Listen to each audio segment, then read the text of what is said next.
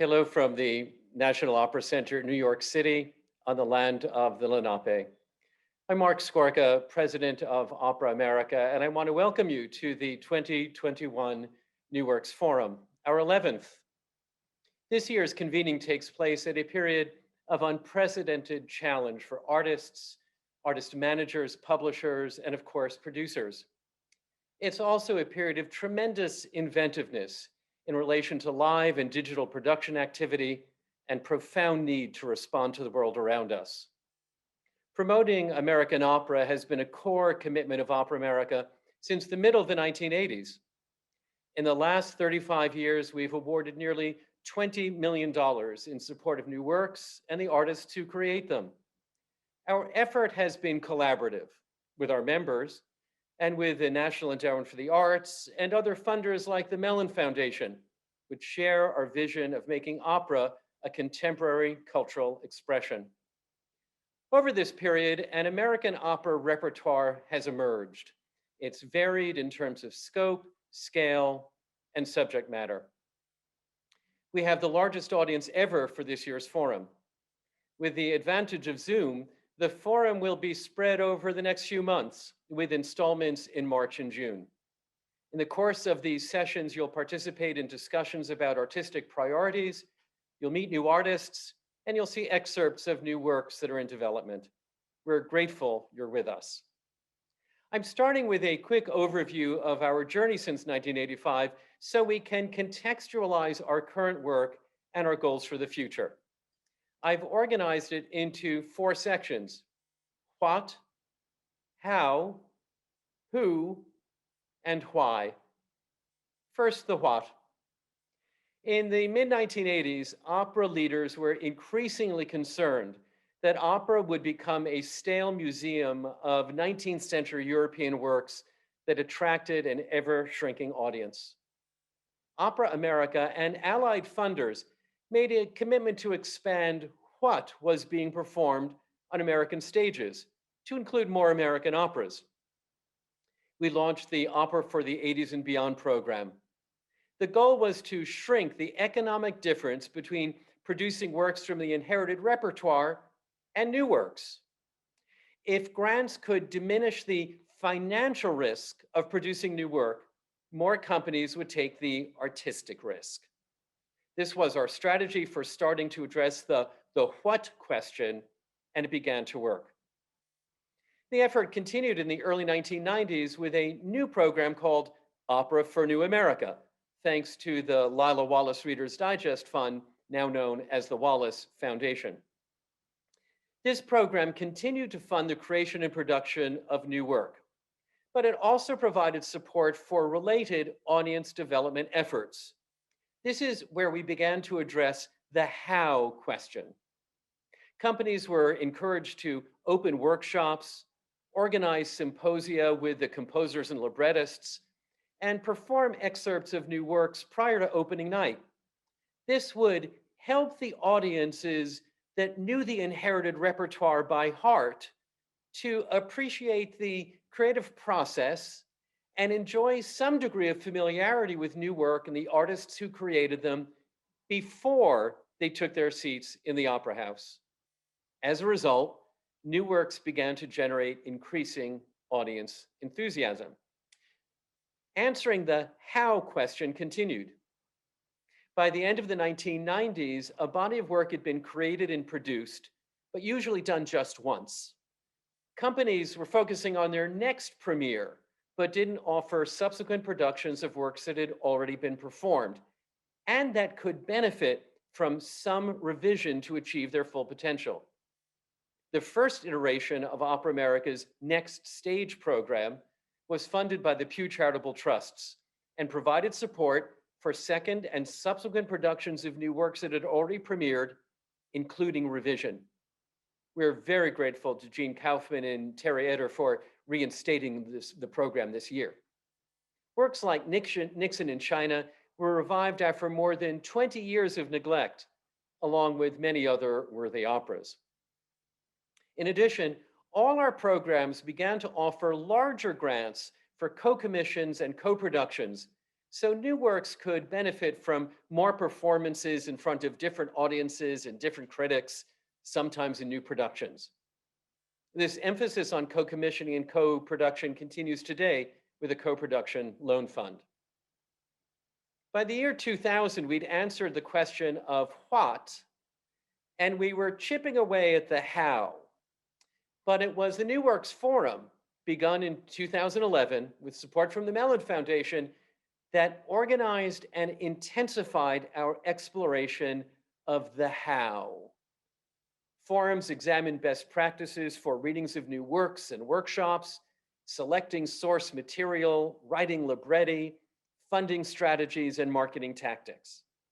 We continued to talk about co-commissioning and co-production and included performances of works in process so producers could identify interesting projects early in their development.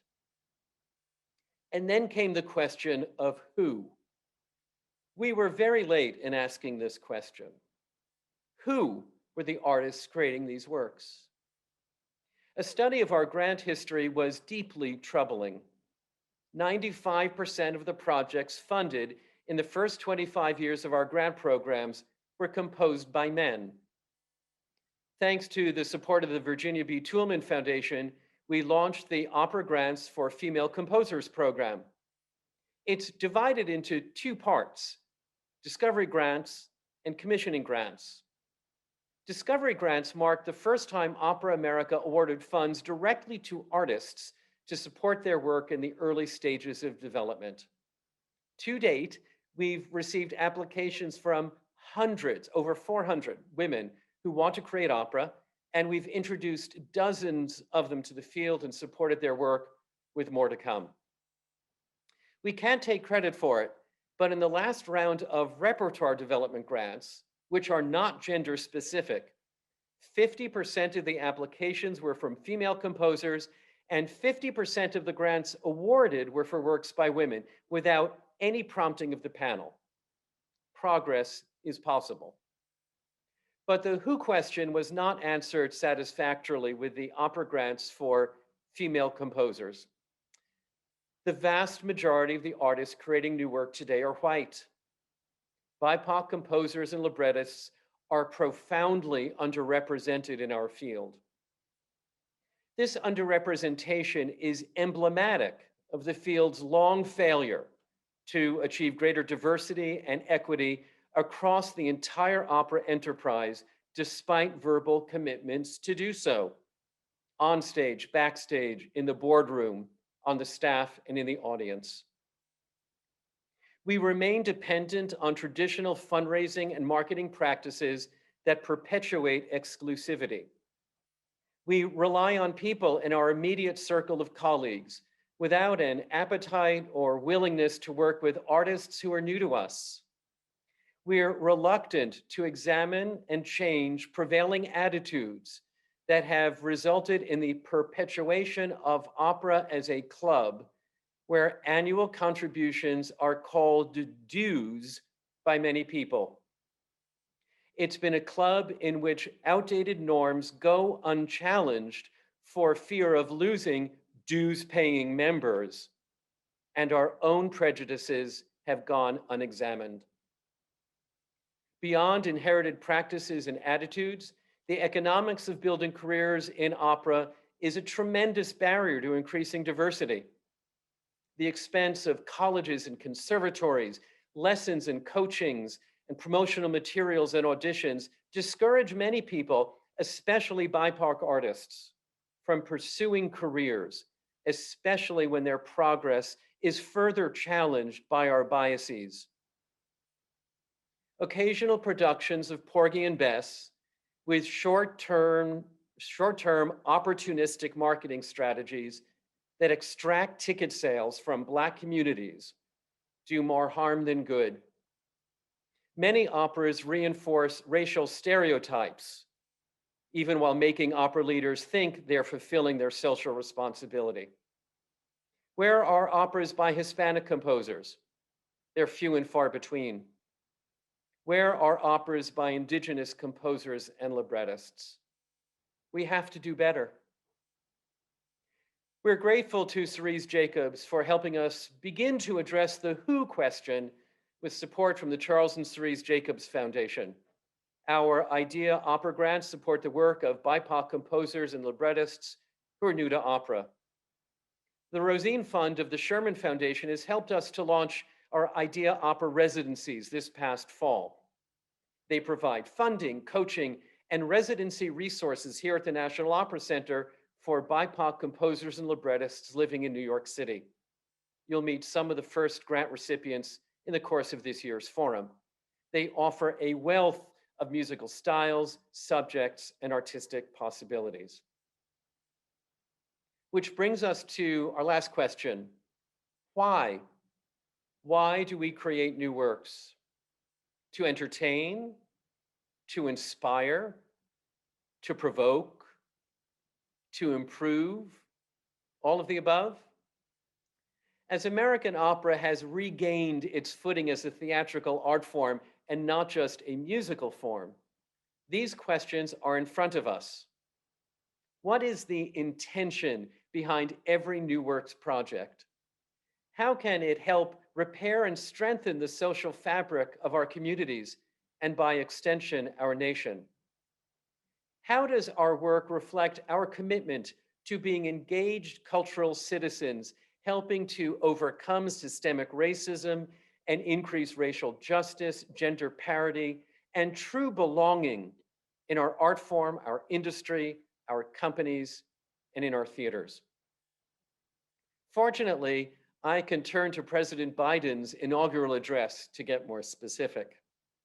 He listed, and I quote, "The foes we face, anger, resentment and hatred, extremism, lawlessness, violence, disease, joblessness, and hopelessness."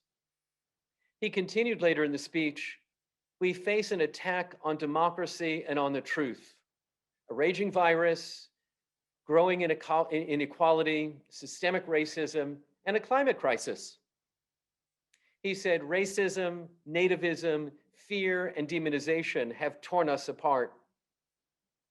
He expressed our desire, his hope and our desire, to focus on possibilities, public good, hope, unity, light, decency and dignity, love and healing, greatness and goodness. Those are the words of our president. Are we creating operas to avoid these issues?